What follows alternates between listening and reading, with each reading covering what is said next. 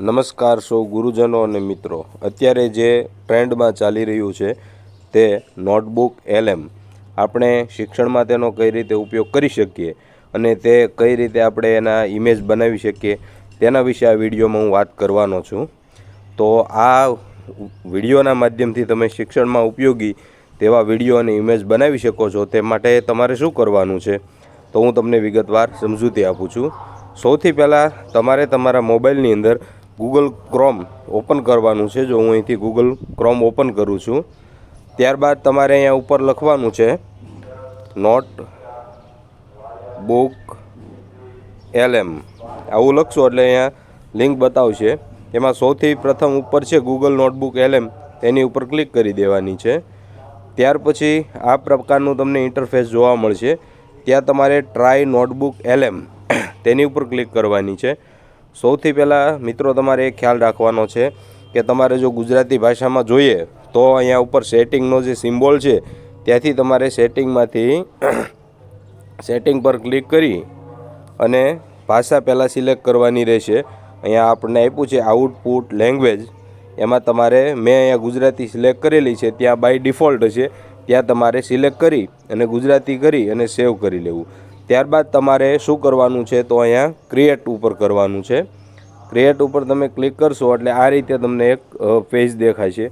જો તમારી પાસે કોઈ પીડીએફ કે કોઈ લખાણવાળી ઇમેજ હોય તો તમે તેને અહીંયા અપલોડ સોર્સ તરીકે ઉપયોગ કરી અને ત્યાં તમે અપલોડ કરી શકો છો। મારે અત્યારે ડાયરેક્ટ લખાણ દ્વારા એક ઇમેજ બનાવવી છે તો હું અહીંયા એની માટે નીચે અહીંયા લખ્યું છે કોપી એડ ટેક્સ્ટ, તો હું ત્યાં મારે જે જરૂર છે એ હું અહીંયા લખાણ લખું છું। વાર ન લાગે એટલા માટે મેં લખાણ લખીને તૈયાર રાખેલું છે। હું અહીંયા સીધું પેસ્ટ કરું છું કે મારે બાળકોને પક્ષીઓના નામ અંગ્રેજી, ગુજરાતી અને હિન્દી ત્રણેય ભાષામાં એકસાથે શીખવી શકાય તે માટે પક્ષીનું નામ, તેનું ચિત્ર અને તેની બાજુમાં તેના ત્રણેય ભાષામાં નામ લખેલા હોય તે મુજબનો ચાર્ટ તૈયાર કરવો છે। આ ચાર્ટમાં મિનિમમ 15થી 20 પક્ષીઓના નામ સમાવિષ્ટ થાય તે મુજબનો ચાર્ટ બનાવવો। વિગતવાર તમે સ્પષ્ટ લખશો તો તમારી જે ઇમેજ તૈયાર થશે તેમાં કોઈ પણ ભૂલ આવશે નહીં। ત્યારબાદ અહીંયા આપણે ઇન્સર્ટ ઉપર આપી દઈશું એટલે અહીંયા એક આ રીતનું તમને ઇન્ટરફેસ જોવા મળશે અને નીચે બતાવશે પણ કે તમે એક અહીંયા સોર્સ છે એ લખ્યો છે। ત્યારબાદ ઉપરની બાજુએ તમે જોશો તો જમણી બાજુએ સ્ટુડિયો લખેલું છે, સ્ટુડિયો ઉપર ક્લિક કરવાનું છે। અહીંયા આપણને 9 પ્રકારના ઇન્ટરફેસ જોવા મળે છે। ઓડિયો ઓવરવ્યૂ, પછી video overview, mind map, reports, flash card, quiz, infographic, slide desk અને ડેટા ટેબલ। આમાં તમે આપણે ઇન્ફોગ્રાફિક ઇમેજ બનાવવી છે તો એની ઉપર આપણે ક્લિક કરશું। આ રીતે ક્લિક કરશું એટલે નીચે આપણને બતાવશે કે તમારી ઇમેજ છે એ જનરેટ થઈ રહી છે, આપણે થોડી વાર વેઇટ કરવાનો છે। હવે આ ખાલી માત્ર ઇમેજ જ તૈયાર નથી થતી, આમાંથી ઓડિયો ઓવરવ્યૂ પણ તૈયાર થાય છે, વિડીયો ઓવરવ્યૂ પણ તૈયાર કરી શકો છો, ક્વિઝ પણ તમે તૈયાર કરી શકો છો, સ્લાઇડ પણ કરી શકો છો, ઇન્ફોગ્રાફિક ઇમેજ પણ તમે તૈયાર કરી શકો છો। આપણે થોડી વાર થશે એટલે હમણાં એ ઇમેજ આપણને તૈયાર કરીને આપશે। હવે આમાં એક વિશેષતા એ પણ કહું કે અહીંયા તમે જ્યારે ગૂગલથી નોટબુક એલએમ ખોલશો તો એમાં તમે એક દિવસની 3 કે 4 ઇમેજ જ બનાવી શકશો, કારણ કે એ અનલિમિટેડ નથી। પરંતુ જો તમે જીઓનું કાર્ડ વાપરતા હોય તો માય જીઓ એપ તમે ઇન્સ્ટોલ કરી અને તેની અંદર તમને આ નોટબુક લેમ તમે લોગિન કરી દેશો તો તમને એ વર્ઝન પ્રો વર્ઝન છે એ તમારામાં ઇન્સ્ટોલ થઈ જશે અને તમને અનલિમિટેડ આ ઇમેજ અને વિડીયો બનાવવા માટે આપશે। મેં મારો માય જીઓ છે તેમાં મેં લોગિન કરેલું છે એટલે મને અહીંયા ઉપર સેટિંગની બાજુમાં પ્રો એવું દેખાય છે। એનો મતલબ એમ કે હું આમાં અનલિમિટેડ આવી ઇમેજ અને વિડીયો છે એ બનાવી શકું છું। જો તમારે વિડીયો બનાવવાનો હશે તો થોડી વધારે રાહ જોવી પડશે, ઓડિયોમાં પણ વધારે રાહ જોવી પડશે। ઇમેજ બનાવવામાં એ સમય અત્યારે લઈ રહ્યો છે। આપણે જોઈ શકો છો કે અહીંયા જનરેટિંગ ઇન્ફોગ્રાફિક ઇમેજ એવું બતાવે છે। ટૂંક સમયની અંદર આપણી પાસે ઇમેજ તૈયાર થઈ જશે।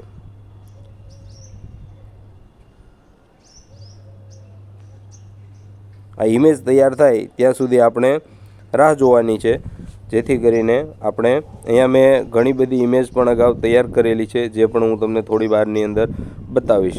નેટવર્ક જે પ્રમાણે હશે એ પ્રમાણે તમારું કામ થશે, કારણ કે તમે જે વિગત નાખી છે તેનું વિગતવાર વિવરણ કરી તેની શોધ કરી ત્યારબાદ આ જે માહિતી છે ઇન્ફોગ્રાફિક રૂપે આપણને રજૂ કરશે એટલે થોડીક વારમાં આપણે તૈયાર થાય છે. હવે જો અહીંયા આપણને નીચે આવી ગયું છે કે ચાલો પક્ષીઓને ઓળખીએ.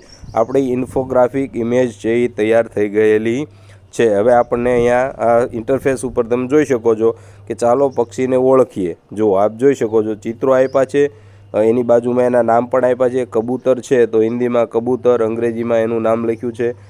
આ બધા જ પક્ષીઓના ચાર્ટ છે. આપણે એમને એ પણ કીધું હતું કે 15થી 20, એટલે આપણે એ પણ જોઈ શકીએ છીએ અંદાજે 15થી 20 ચાર્ટ આપણને અહીંયા પક્ષીઓના આપી દીધા છે.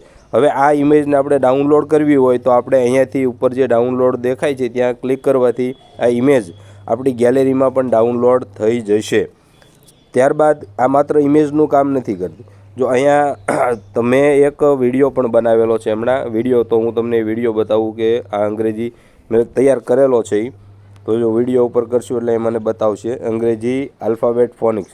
જો આ વિડીયો છે અહીંયા કે મેં અહીંયા વિડીયો જનરેટ કર્યો હતો, તો જો આપ જોઈ શકો છો આ ઇમેજ છે આલ્ફાબેટની. પહેલાં મેં ઇમેજ જનરેટ કરી, ત્યારબાદ મેં એનો વિડીયો પણ જનરેટ કરેલો છે. પછી એમાં તમે ક્વિઝ છે એ પણ તમે તૈયાર કરી શકો છો. આગળ આમાં ઘણી બધી વસ્તુ જે મેં તૈયાર કરેલી છે તે આપણે અહીંયા જોઈ શકીએ છીએ અને આપણને અહીંયા દૃશ્યમાન થાય છે. એ પ્રમાણે તમે પણ તમારું કાર્ય છે એ કરી શકો છો. અને ગૂગલમાં નોટબુક LMનો ઉપયોગ કરી તમે વધુ સારું તમારું જે કામ છે બાળકોને બતાવવા માટેનું છે એ તમે ઝડપથી કરી શકો. એ મેં ઘણી બધી ઇમેજ અને ઘણા બધા વિડીયો છે તૈયાર કરેલા છે જે આપને જોઈ શકાય છે. મેં એક પ્રેપોઝિશનની માર્ગદર્શિકા તૈયાર કરી હતી, તો એ પણ આપને બતાવું છું હું. જો અહીંયા એની એક જો ચિત્રપાટ છે, વિડીયો તૈયાર કરેલો છે મેં, એ વિડીયો પ્રદર્શિત કરીએ. એ વિડીયો પણ ડાઉનલોડ કરી તમે ફેસબુક છે તો યુટ્યુબ પર શેર કરી શકો છો. જો અહીંયા જોઈ શકો છો આપ કે આ વિડીયો મેં જે આમાં તૈયાર કર્યો છે એ અહીંયા જોઈ શકાય છે. ગુજરાતની એક શાળામાંથી આવેલી એક સાવ સામાન્ય વિનંતી જે આપણને આ મુજબ આપણે ક્વિઝ પણ તૈયાર કરીએ છીએ, કરી શકીએ છીએ. જો અહીંયા આપણે ક્વિઝ પણ બતાવું છું કે ક્વિઝ કઈ રીતે તૈયાર થાય. તો જો અહીંયા મેં એક ક્વિઝ તૈયાર કરેલી છે.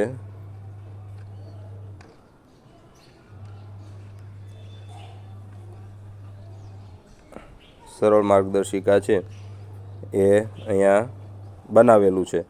તો આમાં અલગ અલગ આ ઉપયોગ કરી અને તમે આમાં ઘણી બધી વસ્તુ છે તમે બનાવી શકો છો અને તેના દ્વારા તમે ઉપયોગ કરી અને બાળકોને પણ શીખવી શકો છો. અત્યારે આ એકદમ સરળ છે અને તમે સરળતાથી તેને ઉપયોગ કરી બનાવી અને જો અહીંયા સ્થાનદર્શક ક્વિઝ મેં બનાવેલી છે તો ક્વિઝ આપણે અહીંયા આ મારા મોબાઈલ ઉપર જોઈ શકો છો. જો આ વિગતવાર આપ્યું છે કે ચિત્રમાં એક બિલાડી ટેબલની નીચે સૂઈ ગઈ છે. આ વાક્ય માટે કયો પ્રિપોઝિશન સાચો છે? ધ કેટ ઇઝ સ્લીપિંગ, ખાલી જગ્યા ધ ટેબલ. 4 ઓપ્શન આપેલા છે. On, in, under. હવે આપણે અહીંયા ઉપર વિગત મુજબ છે તો અંડર આપણે ક્લિક કરશું એટલે અહીંયા આવશે ધેટ્સ રાઇટ. આ શબ્દની કોઈ વસ્તુ નીચેની સ્થિતિ દર્શાવવા માટે વપરાય છે. નેક્સ્ટ કરીએ એટલે બીજો પ્રશ્ન આવશે. આ રીતે આપણે ઇમેજ, વિડીયો, ઓડિયો, ક્વિઝ અને સ્લાઇડ તૈયાર કરી શકીએ છીએ. શિક્ષક મિત્રો, તમે જો તમારા બાળકો માટે આવી માહિતીસભર ઓડિયો, વિડીયો કે ઇન્ફોગ્રાફિક ઇમેજ તમે તૈયાર કરવા માગતા હોય તો ક્રિએટ ઓપ્શન દ્વારા તમે કોઈપણ સોર્સ તમે લખેલા અક્ષરો અથવા PDF ફાઇલ દ્વારા અથવા ફોટો આપીને પણ તમે નોટબુક LMનો ઉપયોગ કરી અને સરસ રીતે તમે તૈયાર કરી શકો છો. તમને અમારો વિડીયો છે એ ખૂબ ઉપયોગી થશે તેવી આશા છે. તેવી આશા સાથે આજના વિડીયાને આપણે અંતિમ પડાવ તરફ લઈ જઈએ છીએ. અસ્તુ, આભાર.